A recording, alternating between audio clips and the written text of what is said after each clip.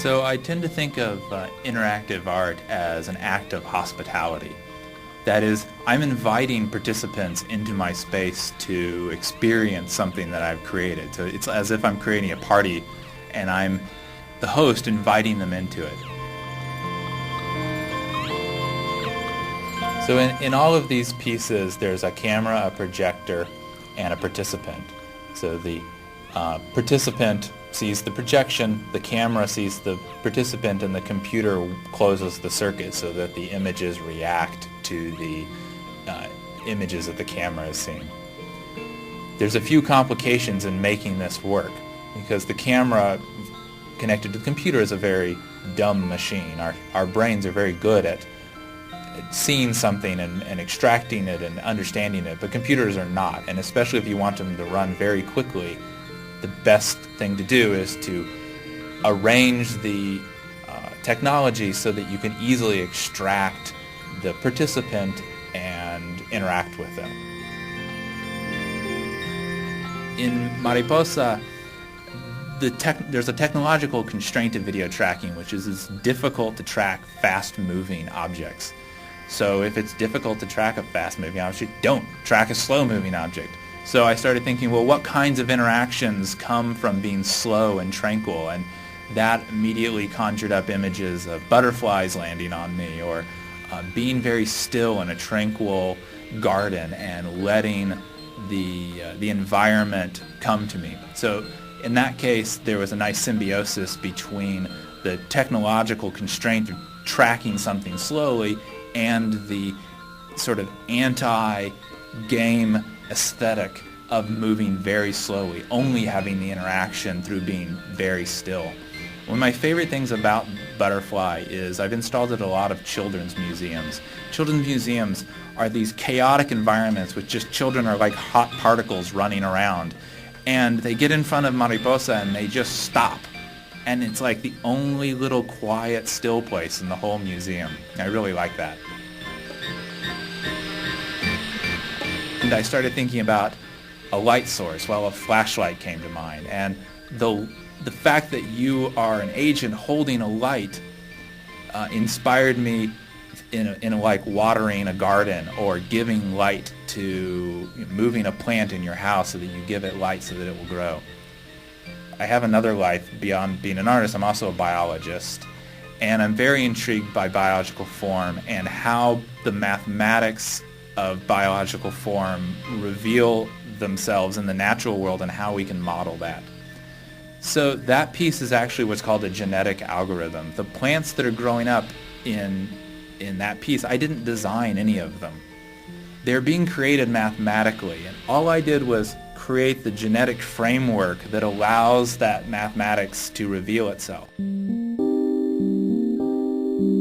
Light smoke actually evolved out of experiments with the technology. I was playing with these new generation video cards that can produce very, very high numbers of pixels blended together very rapidly. So I simply wrote a little experiment. How many particles can I put on the screen simultaneously? And in doing that, I was surprised at the very large number, and I started swirling them around just to see what would come out. And so I started being by a feedback of my own artwork, I started thinking of swirling systems, galaxies, and mixing of paint.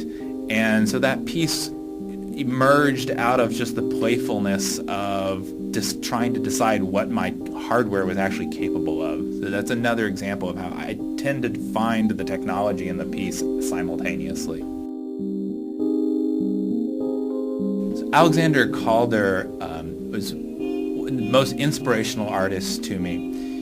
Like myself, he started as an engineer, and he moved into art from a mathematical engineering point of view, and let his engineering become more and more playful until it evolved into the amazing sculptures that he created.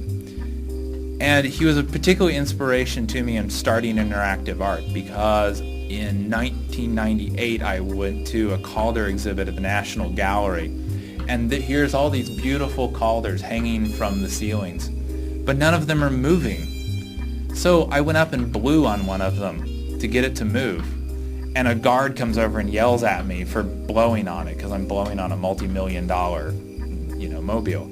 And I just started thinking about how ridiculous that was. These are not Calder's mobiles. They're not alive anymore. Calder made them to move, and once the curators made them static, they destroyed them. So I set out to build a piece that lets you create a Calder. And the difficulty here is that I want to give the participant the agency to create whatever they want, but I want it to always look like a Calder mobile.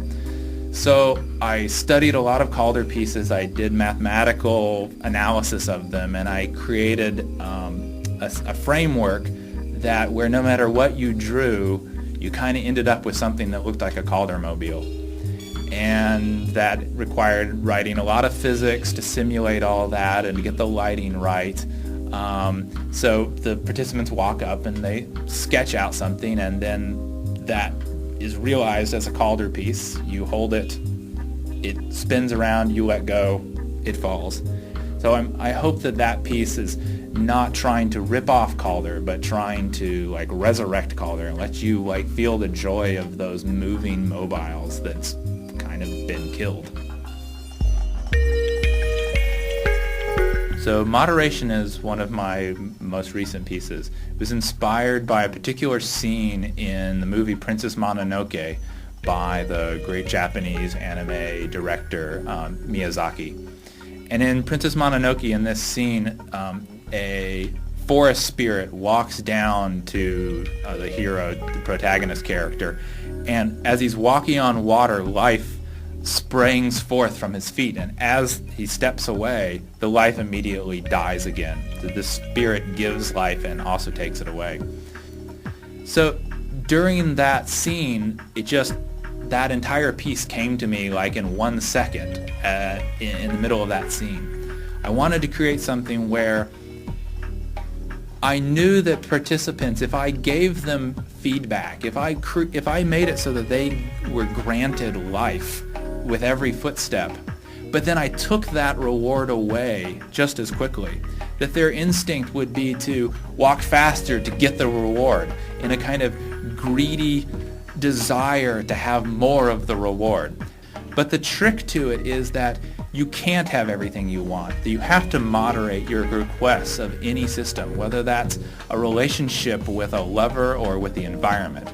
So in moderation, if you walk too quickly, you start greedily demanding more from the environment. The environment reacts by just shutting down. You just destroy it. When I think of a piece, I think of the emotion or interaction that I want the audience to have first. And then I think of the technologies that will help support that. So with legible nature, I thought of the magical moment of seeing birds fly around in the sky, and how I always want them to come together to form something that's legible, and how magical that experience is, how it's very natural, but there's something that's more than that's there. So from that idea and wanting to convey that emotion, that experience, then I worked towards developing that piece. With Come to Pieces, it was more of a look at the formal aspects of previous art forms. So I was looking a lot at Cubist paintings, and what I was thinking about was, what would a Cubist painting look like in this medium? What would a Cubist